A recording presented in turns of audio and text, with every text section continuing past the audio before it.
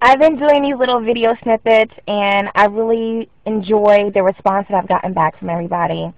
And today I wanted to be a little bit more controversial. I wanted to address, just on the surface, something that's taboo, that's not really talked about in the church. The enemy needs to be exposed, and I'm ready to expose him. I want to talk about bisexuality and the transference of the spirit of perversion, which happens inadvertently during the course of sexual abuse. I was sexually abused beginning at the age of 4 by my babysitter's daughter.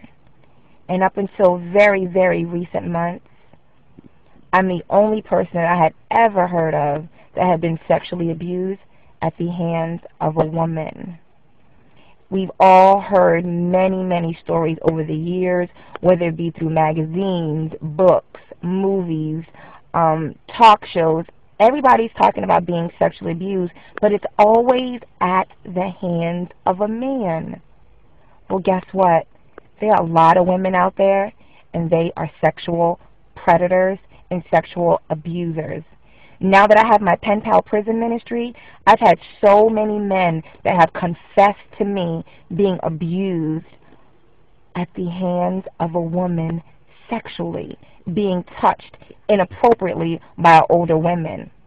Some people think that it's cool. Oh, yeah. But in their hearts, those little boys, they're really not happy with it. It has scarred them as well as it has scarred me.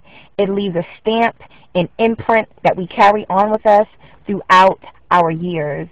To this very day, I struggle with authority, and that is due to the abuse that I experienced as a little girl, being touched inappropriately 5 days a week for years. I became bisexual because of the abuse that I endured. I didn't know it at the time. It wasn't until I became more aware of spiritual warfare and how spirits work that I then would be able to look back and say, okay, I see where this started. I began to talk to a lot of people that are now homosexuals or struggle with homosexuality, bisexuality. Whether it be you were abused at the hands of a man or at the hands of a woman, I found the common denominator to be abuse.